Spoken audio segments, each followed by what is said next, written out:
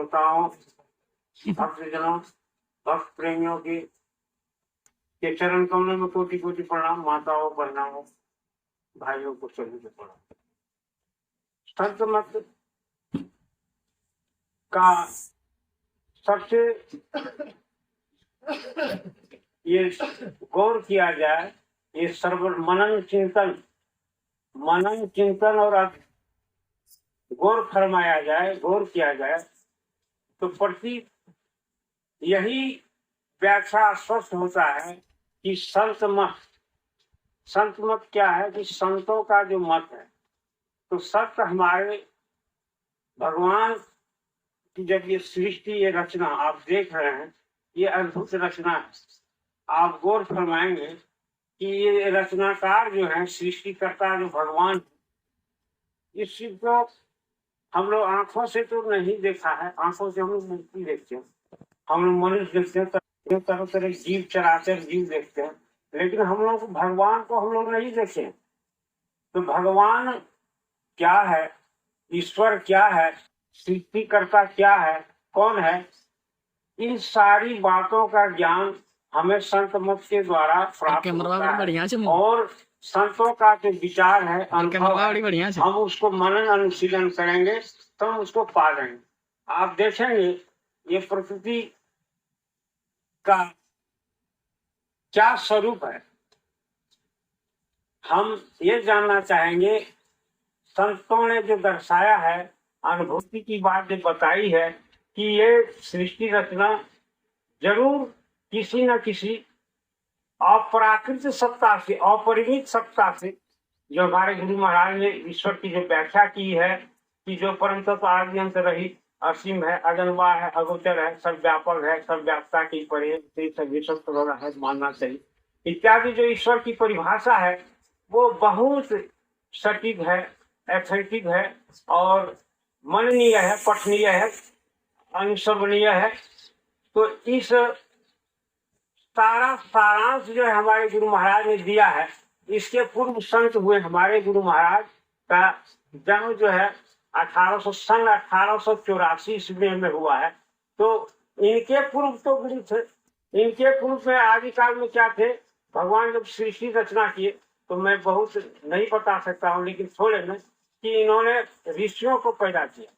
तो ऋषि कौन है, जो वेद के ज्ञाता है, जो धर्म के ज्ञाता है, धर्म के प्रचारक है, वो आदिकाल से है, इनके पूर्व हैं। और जितने लोग संत हुए हैं, सब संतों का मत यहाँ संकलित करके, जमा करके सत्संग में ये उपदेश दिया जाता है कि ईश्वर क्या है, ईश्वर के प्राप्ति के साधन क्या है, हम ईश्वर को कैसे जान सकते हैं।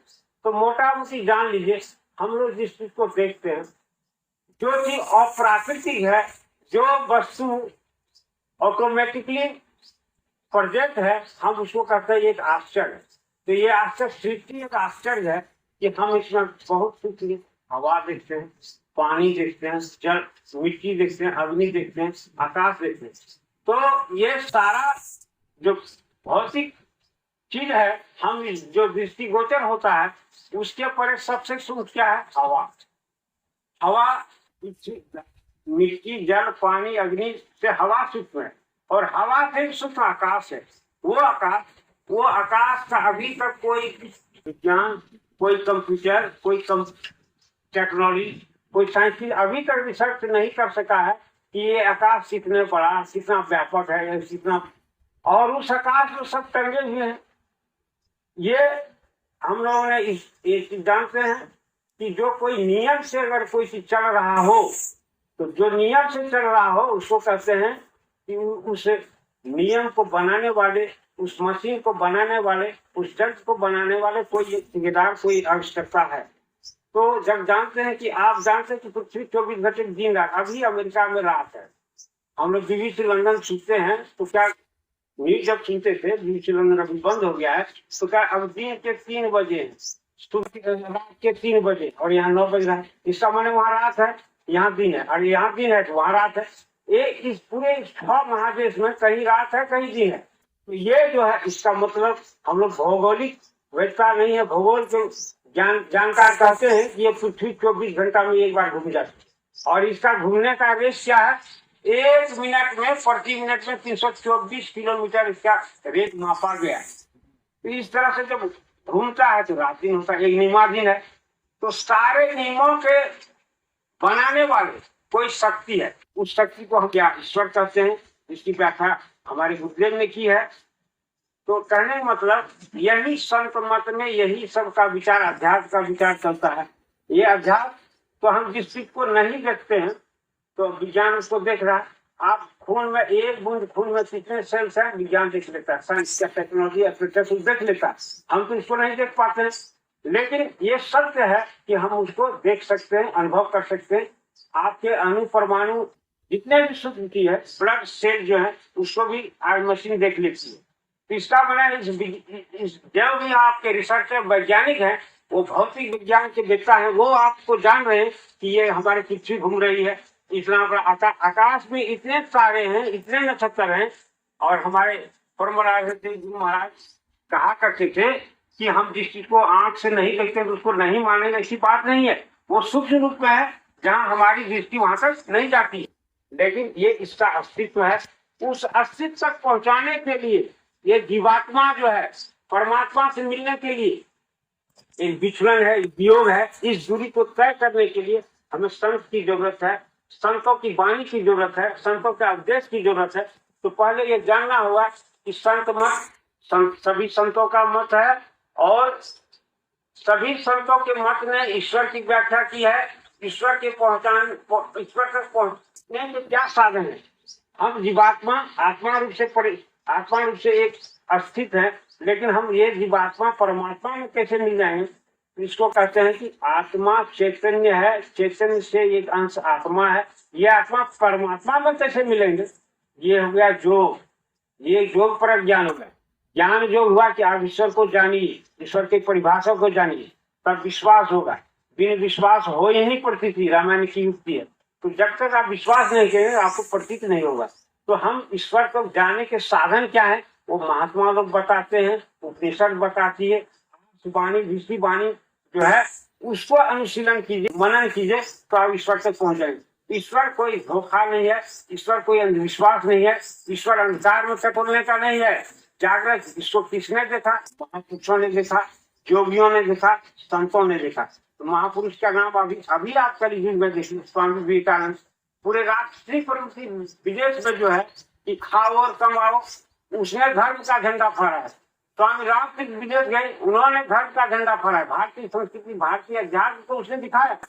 सब लोग मान लीजिए, जो व्यक्ति जो साइंटिस्ट रिसर्च में 24 घंटा 48 घंटा तक लैबोरेटरी में बैठे रहते थे, वे लोग विवेकानंद का प्रवचन सुनने के लिए आते थे। इसका मतलब कि भाई भारत की विद्या है। ये भारत की विद्या क्या है, अरे भारत की विद्या हिमालय में देखो, भारत की विद्या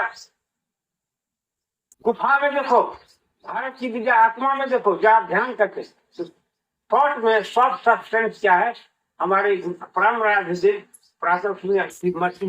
बताए, क्या बताए, आप उसको योग से जान सकते हैं, आप अपने से जान सकते हैं। तो अपने से आप क्या जानेंगे, हम आत्मा को जानेंगे, वही आत्मा जो परमात्मा का स्वरूप है, हम आत्मा सह करके जाने तो हम ही जो है उससे ब्रह्मांड में चलेंगे। और ब्रह्मांड की जो परिसीमा है कहाँ है, साक्षात से अज्ञात से साक्षात स्थिति जो भी है, से सब। तो यहीं से ये आकाश, ये देखिए ये आकाश है, अज्ञात चक्र से लेकर ये मस्तक में जो पीछी करते हैं जिसको टीका शिखा, यहीं तक 7 मंडल है। और इसे 7 मंडल में सारा आकाश छिपा हुआ है। जितना बड़ा आकाश आप बाहर देख रहे हैं वही आकाश इसमें है। नंबर 1। नंबर 2, उस आकाश की सीढ़ी पर आप कैसे जाएंगे। तो ये जीव जो है 3, ये जीव जब से जन्म लिया है तब से सोता नहीं है। क्या करता है, उसके बैठने के 3 स्थान, जैसे हम लोग यहाँ बैठे तो जीव पहले देखिए नेक्स्ट जागृत, जागृत स्थान में एक नेक्स्ट में यहाँ नेक्स्ट के बीच में बैठा हुआ है।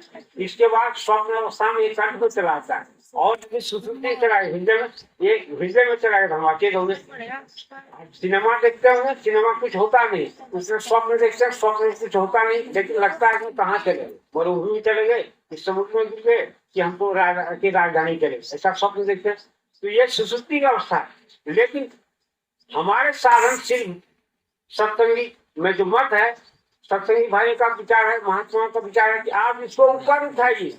ये चेतन धारा जो एक चेतन है, इस अमृत धारा को आप ऊपर उठाइए, फिर अवस्था में लेकर ऊपर कहाँ, माने ये आज्ञा चक्र से त्रिपुटी, सहस्त्र कमल और गुफा, अंतिम है सतलुज, जो भी है साक्षी में आप जाइएगा चढ़ाई में, तो जैसे ऊपर जाएंगे तो हम बहुत वस्तु देख लेते, हिमालय को चला जाए तो बहुत ऊंचाई से पूरा भारत को देख लेता है।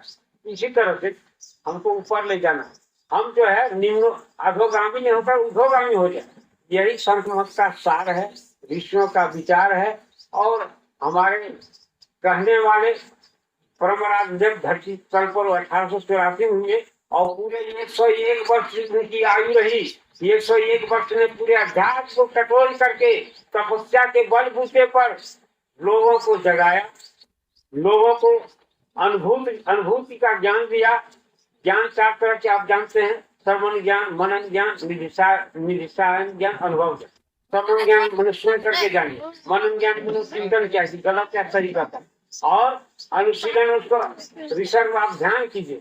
आप सब जो है अनुभव ज्ञान आप कोई जान लेंगे ईश्वर क्या। ईश्वर ये नहीं है कि आप दूसरी मान्यता पर मैं जा रहा हूँ, दूसरा प्रकार ईश्वर कहते हैं कोई मूर्ति में है, कोई गाछ में, कोई मंदिर में है, कहीं कोई बैठा। ईश्वर सर्वत्र है, सर्वत्र जो है सब जगह फैला हुआ उसका विस्तार है। और मूर्ति में भी भगवान है, लेकिन मूर्ति भगवान नहीं है। पत्थर में भगवान है, लेकिन पत्थर भगवान नहीं। पत्थर में भगवान है, मैंने पत्थर के अंदर भगवान है। मूर्ति में भगवान है, मैंने मूर्ति भगवान है, मूर्ति में भगवान है। हम उसको कुछ भी करें। स्वामी विवेकानंद विदेश गए, उन्होंने वहां के लोगों को बताया कि बिल्ली को ईश्वर मानकर पूजा कर सकते हो। ए अंग्रेज वासियों, बिल्ली में भी वही ईश्वर है। कुत्ता को उसने जो जेंटल में लोफर कहता है, जेंटल नहीं, साइंटिफिक को कहा कि आप ईश्वर को सभी रूपों में, सभी जीवों में देख सकते हो। कहा तो सही बात। काली माँ के अवतार थे रामकृष्ण परमहंस, उसका शिष्य आचार्य नरेंद्र स्वामी का जानते तो सब, तो उन्होंने तो सब बताया। विदेश मान गया। विदेशी जाति वो ज्ञान के पिपासु होते हैं और जिस पर लगते हैं उसको छोड़ते नहीं कि झूठ बोल रहा है कि गलत बोल रहा है। उनके हजारों अनुयायी हो गए। स्वामी रामकृष्ण, स्वामी विवेकानंद, हजारों लाखों अनुयायी हो गए। और विदेश में तो धर्म का ही झंडा, भारत अध्यात्म धर्म की संस्कृति केंद्र है। और यहाँ से ज्ञान का प्रकाश सारे देश विदेश में जाता है। मैं थोड़ा रामायण से दूर हूँ, उपनिषद से दूर हूँ, लेकिन मैं थोड़ा सा अल्प ज्ञान आप लोग समझाए के लिए क्षमा करेंगे। और जो भी परखने लायक, जो रस लेने लायक है, उसको आप रखिए और संग्रह कीजिए और मन कीजिए। जय गुरु। जय।